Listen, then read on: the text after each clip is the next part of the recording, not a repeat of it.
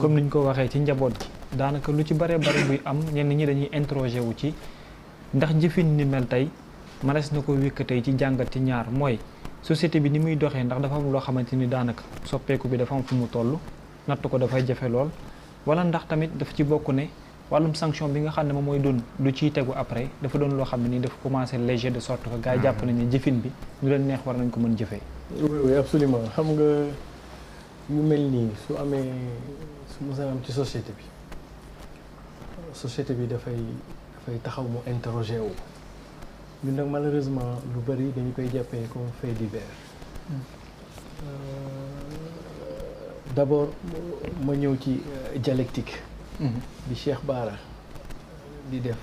waaw ak professeur Diaw. D'abord ci Cheikh Bara. Cheikh Bara fait ce qu'on appelle de la chronique sociale mais dafa fekk social moo jur lépp comme ni philosophie nekkee la mère des sciences social moo jur économie social moo jur politique. social moo jur culture moo jur art. Donc loolu moo lay expliquer du point de vue de l'approche méthodologique. ñi jàng exemple. waaw parce que man du ma ko gis sax di ko opposer mais da ngay gis par exemple koo xam ni intellectuel la disons ci benn sujet mu ñëw wax ci Cheikh Bara ci même sujet bi daara jëla jóge mu ñëw wax ci moom ni mu ciy wax mu ëpp relief. man du ma ko jàppale comme opposition mais dama koy jàppale comme une forme de complémentarité c'est que lan mooy kii bi mooy approche méthodologique bi ak approche paradigme bi et ñun Sénégal nag foofu nañu defee woon erreur ci sunu connaissance du réel c'est-à-dire que nañuy dem ba mën a xam li ñuy dal ni ñu lan la parce que dañoo war a boole ñaari logique de connaissance pour appréhender le réel. benn connaissance boo xam ni c'est basé sur la rationalité comme disait Descartes. La raison est la chose la mieux partagée au monde. ak ce qu'on appelle l'audace soo xoolee tey ñi ñu jàng nasaraan sunu paradigme de réflexion c'est d'abord le doute parce qu'on est dans des logiques de pessimisme ñi jàng daara seen logique approchée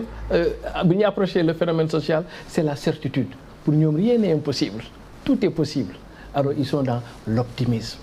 D'accord. Et tout le but du jeu pour ñun pour appréhender de l'air mooy comment comme disait Gromsky je suis pessimiste par intelligence mais je suis optimiste par volonté c'est-à-dire que nan nañu mën a combiner ñaari logique boo xam ni kii amul dara lu muy tiit ak kii day am lu muy tiit pour mu mën a di joxe dara pour ñu mën a approcher le réel moo tax sànq bi ma gisee Cheikh Bara wax. waaw li muy wax. ma ni professeur wax ma ni ñi ngi delluwaat à l'origine nii bu ñu ko dee réfléchir ku ne di indi ses paramètres dinañu mën a permettre ñu mën a comprendre le réel Cheikh Bara sànq daf koy expliquer dafa wax ay affaires yoo xam ne ça relève de Nietzsche en fait avec ce qu'on appelle l'empire des sens. tey société occidentale bu ñu demee ci fii ñu toll nii ci àdduna ils se sont inspirés pour beaucoup de la philosophie de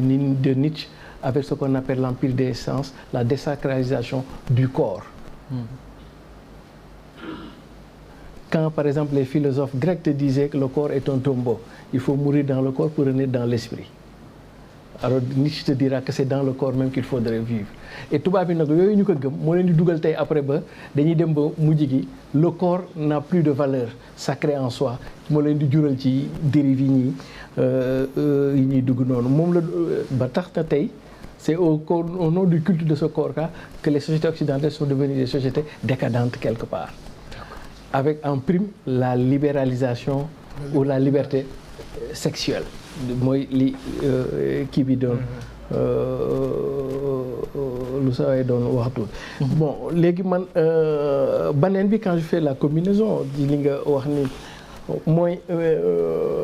Ali Khoudia daf koy expliquer Cheikh Bara daf koy expliquer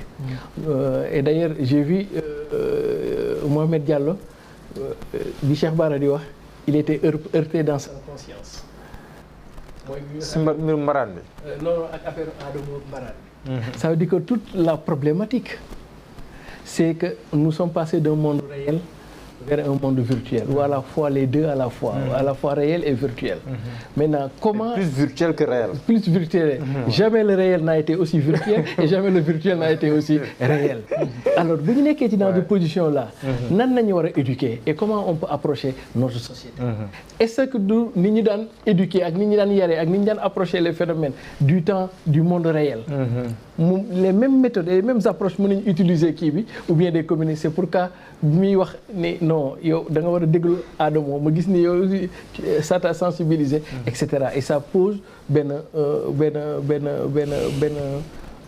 aspect de réflexion très intéressante et donc pour man ba ñu jaalee d'abord li fi jot a xew ñu jaalee Aziz Dabala Wali ak ñëpp ñu fi loru mais man jàpp naa ni comme ni ko Cheikh Bara waxee lu ci bari ça ne relève pas de la sécurité publique en fait parce que ay la yéwén sécurité bi mënul matale fépp mais globalement le Sénégal est un pays plus ou moins sécure mais pour man waaw plus ou moins sécure des fois di nga dégg nag ay cas d'agression mais soo ko rapporté par rapport aux activités à la population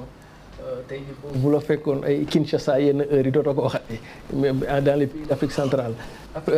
Afrique du Sud ay Johannesburg boo fa nekkee ay tamit Timis dootoo ko waxati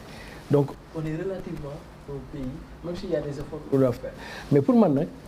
et c'est là où le professeur Koudia li muy wax am solo pour man on a un peuple stressé on a une population stressée te stressé boobu day dem ba mujj gi day causer benn désespoir tey ji boo xoolee le rythme avec lequel xale yi di jël gaal gi nu mu tuqaree naas yi le rythme de niveau de la pauvreté professeur mi ngi koy expliquer léegi mais soo demee ba ñu changer paradigme ba nga xam ne léegi le paraître a pris le dessus sur l'être aujourd'hui on est presque des hommes dépossédés on n'est plus possédé mooy wal ni l'affaire c'est plus personnel que affaire de étatique malgré que affaire étatique war nañ koy dem et donc ce n'est pas sur l'angle de ce que l'État doit faire sur le plan sécuritaire mais ce que l'État doit faire sur le plan de la gouvernance en fait des politiques sociales en fait surtout des politiques sociales xam nga ñun loolu mooy sunu drame fii dëkk yi ñun affaire économie croissance moo ñu intéressé entreprise ak yooyu mais la politique sociale la politique de l'être ñun l'être xamewuñ ci lenn lu dul dem hôpital faj la politique médicale sanitaire mais la politique de l'être son bien-être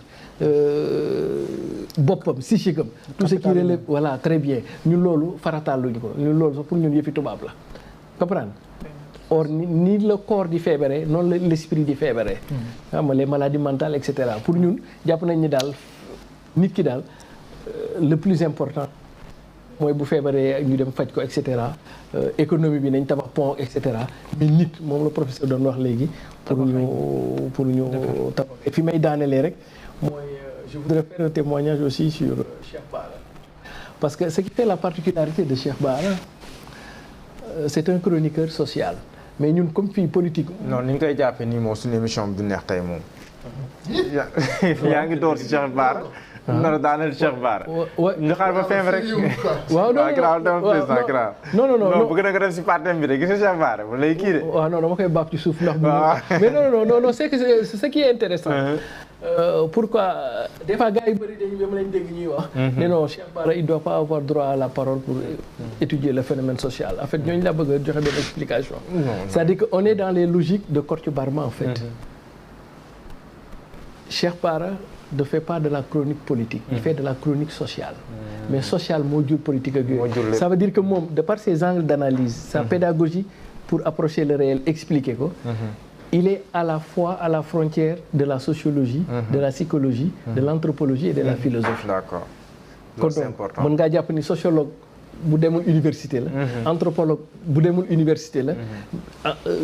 psychologue bu demul philosophe mais de par la dynamique fonctionnelle bi muy kiiwee sans pour ne pas dire que ñi dem université aussi amuñu mérite quoi et que ñun bu ñu bëggee dans nos sociétés dans nos politiques publiques bu ñu bëggee di teg ay politiques yu mucc ayib